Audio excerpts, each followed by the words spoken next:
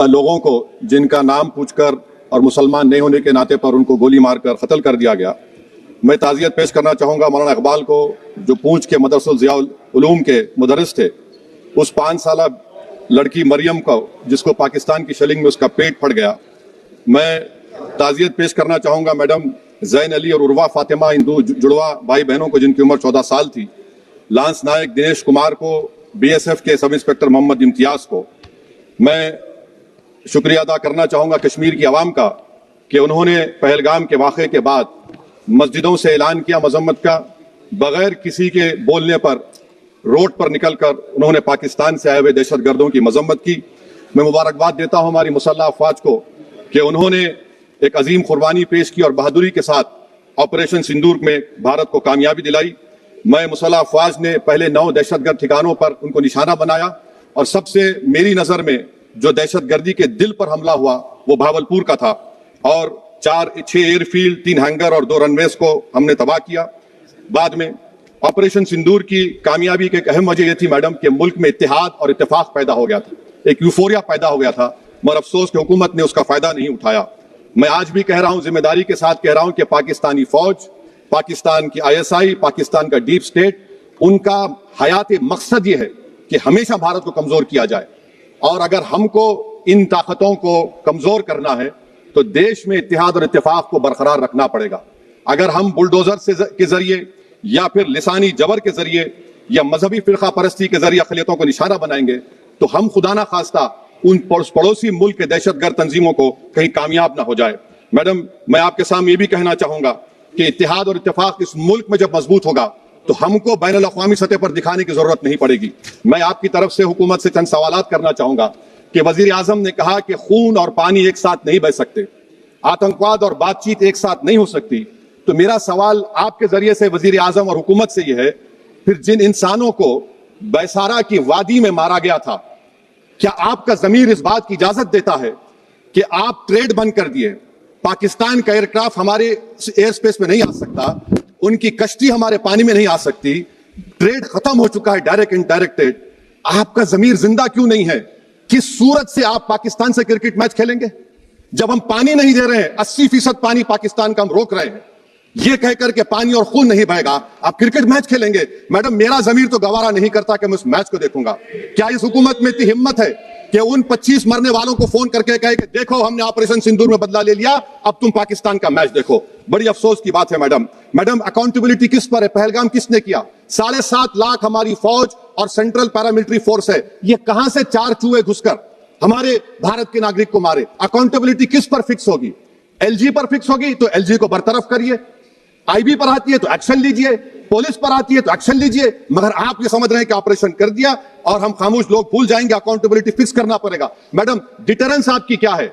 आपने surgical strike किया, आपने बालाकोट किया, फिर ये पहलगाम हुआ, तो आपकी डिटरेंस की पॉलिसी नाकाम साबित हुई, कश्मीर की पॉलिसी नाकाम साबित हुई। 370 हटा दिया आपने एक रियासत को UT बना दिया और उसके बावजूद भी दहशतगर्द वहां पर पहुंच गए। तो और अफसोस मुझे इस बात का होता है मैडम कि पाकिस्तान को हम जानते हैं, पाकिस्तान और इजराइल इस पूरी दुनिया में एक फेल्ड स्टेट है और पाकिस्तान के आर्मी चीफ को, जिससे हमारे स्ट्रेटेजिक रिलेशनशिप, इसको अपना दोस्त कहते हैं, उस देश का प्रेसिडेंट उस शख्स को बुलाकर खाना खिलाता है अपने साथ जिसके भाषण से हमारे लोग मारे गए थे। तो क्या आपकी खरजा पॉलिसी कामयाब हुई? आप देख लीजिए। अच्छा, हमारे देश में एक ऐसी तंजीम है जिसका वजूद नफरत की बुनियाद पर और मजहबी अज़लियत को फैलाने के लिए बनाया गया, उनको तकलीफ है सेकुलरिज्म से, सोशलिज्म से, मगर हमारे संविधान के प्रियम्बल में लफ्ज सॉवरेन है। सॉवरेन का मतलब यह है कि हम खुद मुख्तार हैं, हम हाकिम आला हैं, हम अपने मुल्क के मुकद्दर का फैसला करेंगे। एक गोरा व्हाइट हाउस में बैठकर भारत की सीज फायर का ऐलान करेगा? यह आपका नेशनलिज्म है? अफसोस होता है मुझे सर। मैडम, मैं आपसे पूछना चाह रहा हूं कि अगर एक चचा सैम ऐलान कर रहे हैं तो हमारी फौज पर क्या असर पड़ा होगा? हमारे उन पायलटों पर क्या असर पड़ेगा जो नहीं मालूम कितनी ऊपर आसमानों पर भारत की हिफाजत कर रहे हैं? वो नेवी का सिपाही जो समंदर में खड़ा हुआ है, उसको यह नहीं मालूम हो रहा है कि मेरा प्रधानमंत्री ऐलान नहीं किया, एक गोरे ने ऐलान किया। बड़ा ये आपके कैसा होगा ये? मैडम, मेरा सवाल हुकूमत से यह भी है कि हम कोई एडवर्सेरियल कंट्री नहीं है अमेरिका के लिए, हम दोस्त हैं, स्ट्रेटेजिक रिलेशनशिप है, क्या क्या एग्रीमेंट हमने साइन नहीं किया, तो क्या ये दोस्ती निभा रहे हैं? मैडम, मैं हिस्टोरिकल एग्जांपल दे रहा हूं, क्रुश्चेव और टीटो। क्रुश्चेव ने दबाव डाला टीटो ने कहा मैं नहीं मानता, मैं नाम ज्वाइन करूंगा। मैडम फ्रांस और यूएसए, डिगॉल को जब यूएसए ने दबाव डाला तो डिगॉल ने कहा कि तुम दोस्त हो मगर हमारी खारिजा पॉलिसी आजाद ना है। मैडम वहीं पर आप देखिए गुजराल साहब, जिसको कहते सबसे कमजोर थे, वजीर आजम थे, उन्होंने बहादुरी का मजारा किया, रिफूलिंग करने नहीं दिया। वियतनाम 20 साल यूएसए लड़ा मगर झुका नहीं, और हम उनको बोल भी नहीं पा रहे, उनको बोल भी नहीं पा रहे।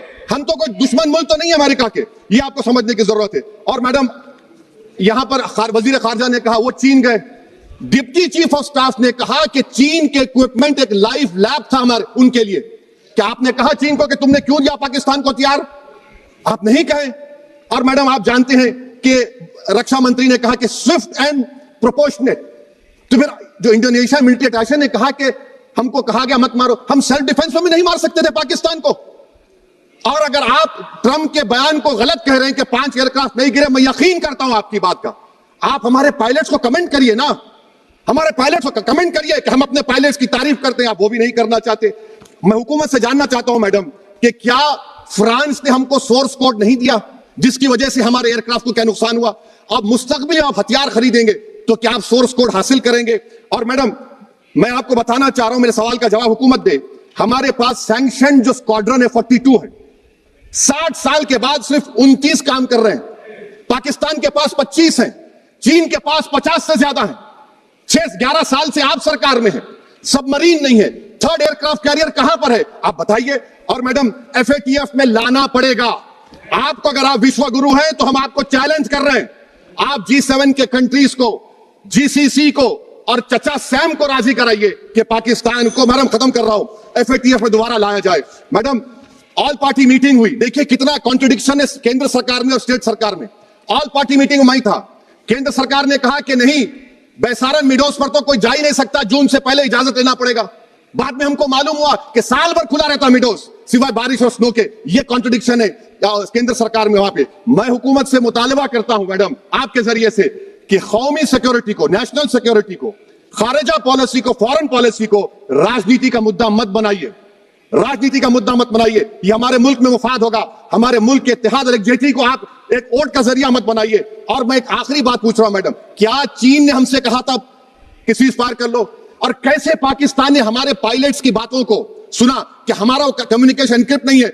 मैडम आखिर में मैं अपने शेर से इस अपनी बात को खत्म करूंगा कि अपने ही हाथों से सर अपना कटाना है हमें, मादर हिंद पे भेंट चढ़ाना है हमें, किस तरह मरते हैं एहरार वतन भारत पर, ये तमाशा है जो दुनिया को दिखाना है हमें। ये मैं भारत की उस बहादुर फौज के नाम पे करता हूं, मुसल्लह फौज के नाम पे करता हूं। ये शेर कहने वाला कोई बीजेपी का नहीं था, ये शेर कहने वाले का नाम शेर था, शहीद अशफाकुल्लाह। मैं फिर से हुकूमत से कह रहा हूं, पाकिस्तान टेररिज्म करेगा, आप तैयार हो जाइए। आप चीन से मोहब्बत, कितना इनबैलेंस हो रहा ट्रेड का, कितना इम्बैलेंस हो रहा है चीन से। अच्छा जब गलवान हुआ उस वक्त भी ट्रंप ने कहा था कि मैं बात करूंगा, हमने कहा नहीं बात करेंगे, जरूरत नहीं है। आज ट्रंप हमारे से पहले बोलता है। इज्जत नफ्स भी कोई चीज होती है, इख्तिदार में कोई यहां रहेगा कोई वहां रहेगा, मगर इख्तिदार में इकबाल होना चाहिए। बदबख्ती की बात यह है कि आपने इकबाल को खो दिया। हमारे चैनल को सब्सक्राइब करें, कमेंट करें, लाइक करें और वीडियो को शेयर करें और बेल आइकन का बटन दबाना मत भूलें।